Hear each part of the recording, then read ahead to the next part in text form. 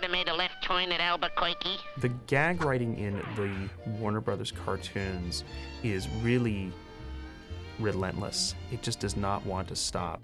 We can see their approach to gag writing is that they just give us gag after gag. Sometimes they will even put one gag inside another so that it's not until a few seconds later that we actually know we've had 2 or 3 things happen at exactly the same time.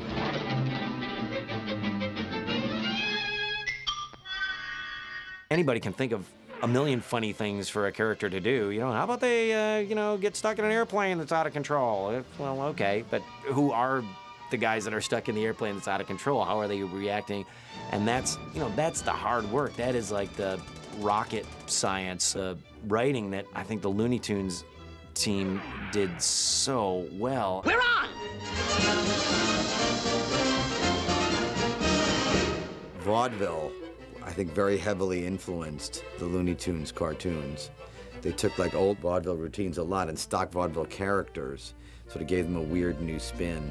As far as the gags go, they got an awful lot of material from radio that was common at the time and from screen comedy. They all claim that they used silent comedians as a big, big influence. Oh, we are the boys of chorus. We hope you like our show. We know you're rooting for us, but now we have to go. The 3 main writers of the Looney Tunes in their golden age period, the 40s, the 50s, Warren Foster, Ted Pierce, and Michael Maltese, all came to the Warner Brothers studio from New York, and they all came from working at the Fleischer studio. And I find that very interesting because the Fleischer studio was the funniest cartoons of the 30s with Popeye and Betty Boop. Those were very funny cartoons. I'm a space cop. My name's Monday. My partner's name is Tuesday. He always follows me.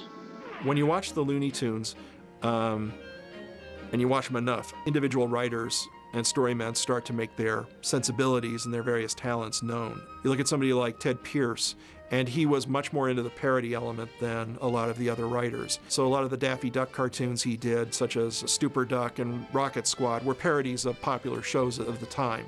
And he would take Daffy and to some degree Bugs and put them in a situation where their personalities, but doing a lampoon of a popular show in another medium. Ted Pierce was both a story artist and a voice artist. He actually provided the voices for some of the characters in the Warner's cartoons. Oh, the brakes were against you. I'm a flopperoo.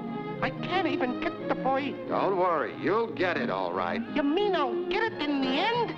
Yeah, and you'll get a big bang out of it, too. We had Mel Blanc doing Costello. You had Ted Pierce doing Abbott. Ted Pierce was extremely funny. One of the funniest guys in the world. I mean, just as a person. Because he looked like Ichabod Crane, but he was very elegant. And he came from Upper Crest, Pasadena, and Santa Barbara, Grew up and he looked like Barrymore. Moonlit waters will sing of the tender love you bring. Warren Foster was sort of the songwriter of the group. He did a lot of cartoons where the characters do rhymes or sing songs that he would write in his cartoons. Foster's name is attached to some of the completely wackiest, zaniest cartoons that were done, including some of the early Robert McKimson cartoons and the Bob Clampett cartoons of the 40s.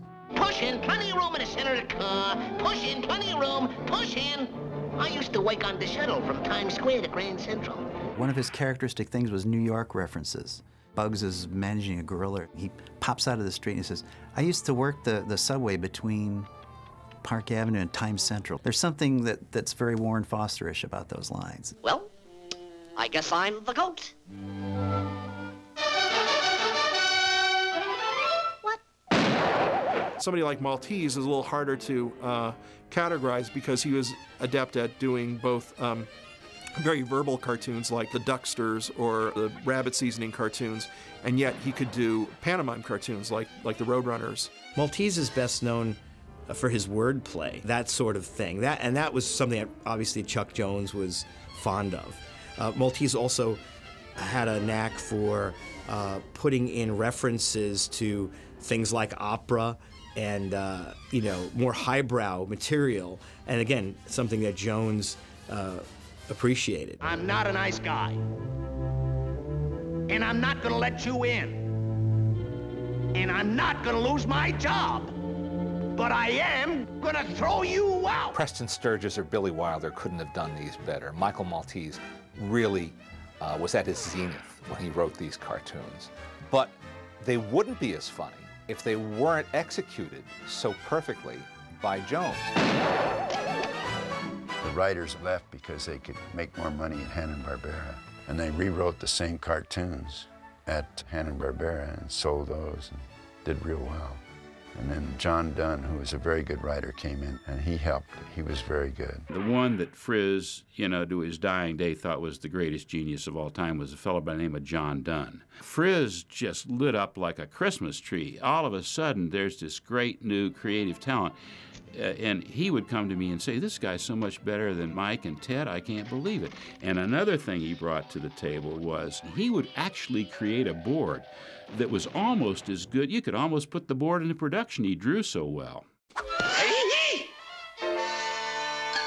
The writers at Looney Tunes, were really artists. They were really cartoonists also. And when they drew up a script, they did it like a comic book. It was done with storyboard panels. They even put word balloons and things on it. And the whole point, when it's comic strip form, is to be extremely visual. Everyone should have a hobby, don't you think? Mine is making love. The best kind of gag, in my opinion, is the kind of gag where you laugh out loud. It could be that people are laughing internally, but you'll never know that. The only way you know that somebody's enjoying themselves for sure is if you can hear them laugh. And especially in a session like they had at Warner's where they brought in all the directors and so on into a room and would gag these things up. Chuck Jones once told me that they would have what they would call a no session, where nobody was allowed to say no to any gag idea. They just threw them all out on the table. They just, kept coming up with idea after idea after idea, and they all went in the hopper, and only then, after they had as many ideas as they felt could fill up a 7-minute cartoon, did they start shaving them down and taking the best of them. I would never say no.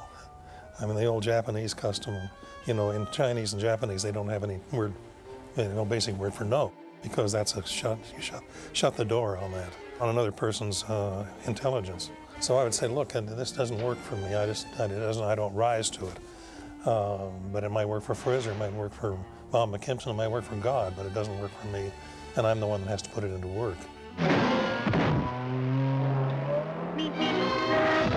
The director worked with the writer right from the outset, and the only person that the writer had to please was the director. The writers they had, these fellows would draw the storyboard, they would put up on a board and then act it out, and then if Frizz or Chuck had a dispute or disagreement with one section of the board, they would just take a pushpin and fold over one corner, and he'd get back to that and fix it. Almost like, say, put you in a room and just leave you alone. Say, here, with other talented people, and just bounce gags off of each other, and see what happens. Don't plan anything. The main thing is don't plan. Just let it happen. And I think that's and it's not only fun, but it really is creative. It was crazy because we were making fun with each other. We had prop stuff that we'd get out of the prop department. We'd all be wearing German helmets and rabbit ears and all kinds of things. So it was kind of playtime all day long. We'd take a work break once in a while. But we had fun. That was, I think, the secret of the whole thing. Just the fact that we were like a big family. I think that in comedy writing, or probably any kind of writing, I would guess, that once you know who your characters are, then figuring out what to do with those ultra well-defined personalities becomes exponentially easier. And then part of the fun for the audience comes from seeing those characters react in the inevitable way that you know is coming, because you know the personalities of these characters. Usually it's not a plot, it's a situation, really. And create a conflict. That's what all the cartoons are about. And then we'd see how many gags we could get off of that subject. So Sylvester and Tweety, It would be probably an interior thing, so everything that happened would happen with things that were in the house, you know. There was not only a team there, an overall Warner Brothers team, but there was a reason for the consistency and a kind of a house style, even though the individuals within that house had their own imprint on the cartoons. Oh, I come out of our blast out. For shame, Doc. Hunting rabbits with an elephant gun. As a comedian and as an animator, as a writer or a director, you can make any rule that you want, and as long as you live by it. You can make up a rule. It becomes logical because you use it, because you adhere to it, because you're honest with it. Take Laurel and Hardy, for instance. Their basic rule is based on a thing that you can't hit me while I'm hitting you. It's not as silly as you might think. If you run a prize fight and run it at very slow motion, you'll see that one guy hits the other guy. There's a hesitate, and the other guy hits him. Very seldom do two prize fighters knock each other out. Very seldom do they hit at the same time. So in a way, you're taking this other thing that's perfectly logical and extending it. And it's quite honest to do so. If you get a good rule, well, you sure live with it. But you can make it up. It doesn't require anybody to put the stamp of rationality on it. But you can't do it once. You've got to do it so that it's believable. This time I will be real smart and use my head. Animation is one of the greatest mediums in the world because you can have control down to the frame. These guys had it down to a science. You know, Chuck Jones knew that when the coyote fell over a cliff, it would take 14 frames, not 13, not 15, 14 frames for him to completely disappear before you saw the puff of smoke come up.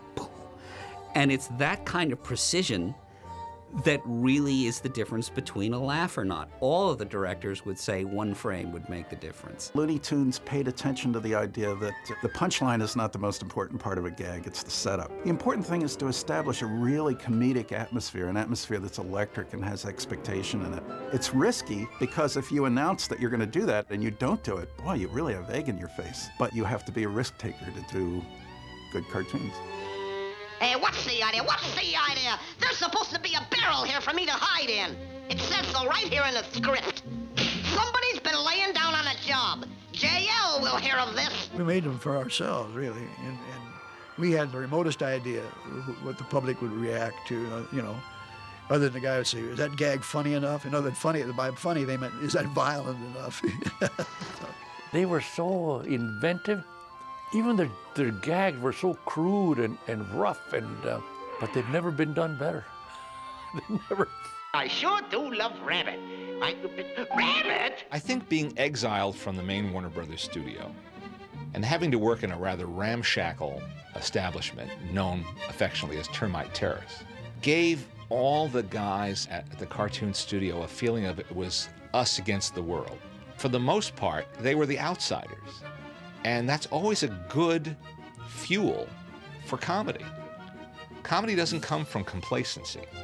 Comedy comes from adversity, sometimes from anger or frustration. And if you channel it in a positive way, you can come up with some really good results.